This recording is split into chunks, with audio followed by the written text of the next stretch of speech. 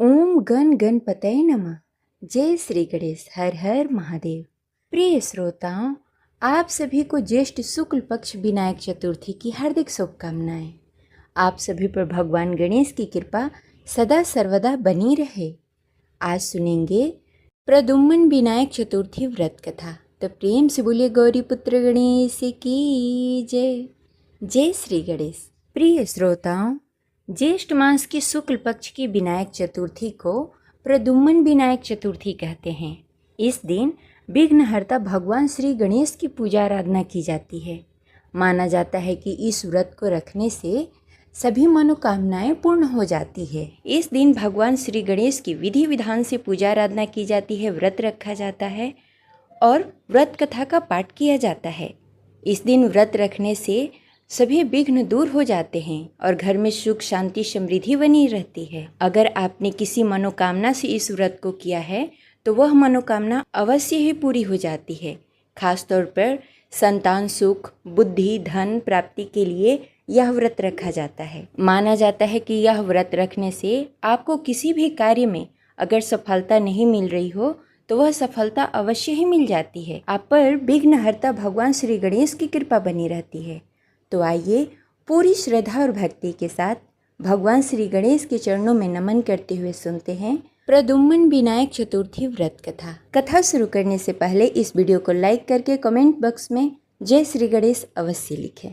श्री गणेश चतुर्थी व्रत की पौराणिक कथा के अनुसार एक बार भगवान शिव तथा माता पार्वती नर्मदा नदी के किनारे बैठे हुए थे। वहाँ माता पार्वती ने भगवान शिव से समय व्यतीत करने के लिए चौपड़ खेलने को कहा।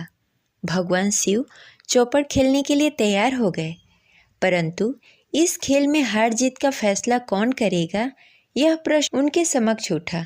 तो भगवान शिव ने कुछ तिनके एकत्रित करके उसका एक पुतला बनाकर उसमें प्राण प्रतिष्ठा कर दिया और पुतले से कहा, बेटा, हम चौपड़ खेलना चाहते हैं, परंतु हमारे हार जीत का फैसला करने वाला कोई नहीं है, इसलिए तुम बताना कि हम दोनों में से कौन हारा और कौन जीता।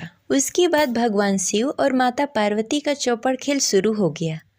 यह खेल 3 बार खेला गया और संयोग से तीनों बार माता पार्वती ही जीत गई। खेल समाप्त होने के बाद बालक से हार जीत का फैसला करने के लिए कहा गया, तो उस बालक ने महादेव को विजयी बताया। यह सुनकर माता पार्वती क्रोधित हो गई और क्रोध में उन्होंने बालक को लंगड़ा होने का और कीचड़ में फंसे रहने का श्राप दे दिया। बालक ने माता पार्वती से माफ़ी मांगी और बोला, हे माता, यह मेरे अज्ञानवश ऐसा हुआ है, मैंने किसी द्वेष भावना से ऐसा नहीं किया है। बालक द्वारा क्षमा मांगने पर माता पार्वती ने कहा, यहाँ गणेश पूजन के लिए नाग कन्याएं आएंगी, उनके कहे अनुसार तुम गणेश व्रत करो, ऐसा करने से तुम मुझे प्राप्त होगे। यह कहकर माता पार्वती शिव के साथ कैलाश पर्वत पर चली गईं। 1 वर्ष के बाद उस स्थान पर नाग कन्याएं आईं। तब नाग कन्याओं से श्री गणेश के व्रत की विधि मालूम करने पर उस बालक ने 21 दिनों तक लगातार भगवान श्री गणेश का व्रत किया। उसकी श्रद्धा से भगवान गणेश प्रसन्न हुए। उन्होंने बालक को मनोवांछित फल मांगने के लिए कहा। उस पर उस बालक ने कहा, हे भगवान श्री गणेश, हे विघ्नहर्ता, मुझ में इतनी शक्ति दीजिए कि मैं अपने पैरों से चलकर अपने माता पिता के साथ कैलाश पर्वत पर पहुंच सकूं और वे यह देखकर प्रसन्न हो। तब बालक को भगवान श्री गणेश वरदान देकर वहां से अंतर्ध्यान हो गए। इसके बाद वह बालक कैलाश पर्वत पर पहुंच गया और कैलाश पर्वत पर पहुंचने की अपनी कथा उसने भगवान शिव को सुनाई। चौपड़ वाले दिन से माता पार्वती भगवान शिव से विमुख हो गई थी, अतः देवी के रुष्ट होने पर भगवान शिव ने भी माता पार्वती को मनाने के लिए बालक के बताए गए व्रत के अनुसार 21 दिनों तक व्रत किया। इस व्रत के प्रभाव से माता पार्वती के मन से भगवान शिव के लिए जो नाराजगी थी वह समाप्त हो गई। तब इस व्रत की विधि भगवान शिव ने माता पार्वती को बताई। यह सुनकर माता पार्वती के मन में भी अपने पुत्र कार्तिक से मिलने के लिए इच्छा जागृत हुई। तब माता पार्वती ने भी 21 दिनों तक भगवान श्री गणेश का व्रत किया तथा दुर्वा, फल, लड्डू से गणेश जी का पूजन अर्चन किया। व्रत के 21 दिन के बाद भगवान कार्तिकेय स्वयं माता पार्वती जी के पास आ गए। उस दिन से श्री गणेश चतुर्थी का यह व्रत समस्त मनोकामनाओं की पूर्ति करने वाला व्रत माना जाता है।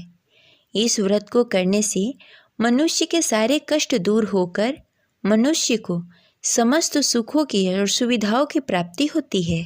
प्रेम से बोलिए गौरी पुत्र गणेश की जय। ऐसे ही फागुन मास की संकष्टी चतुर्थी की दूसरी कथा के अनुसार एक बार की बात है, एक आदर्श राजा का राज्य था। वह राजा अत्यंत धर्मात्मा थे। उनके राज्य में एक अत्यंत सज्जन ब्राह्मण रहता था। उसका नाम विष्णु शर्मा था। विष्णु शर्मा के 7 पुत्र थे। वे सातों अलग अलग रहते थे।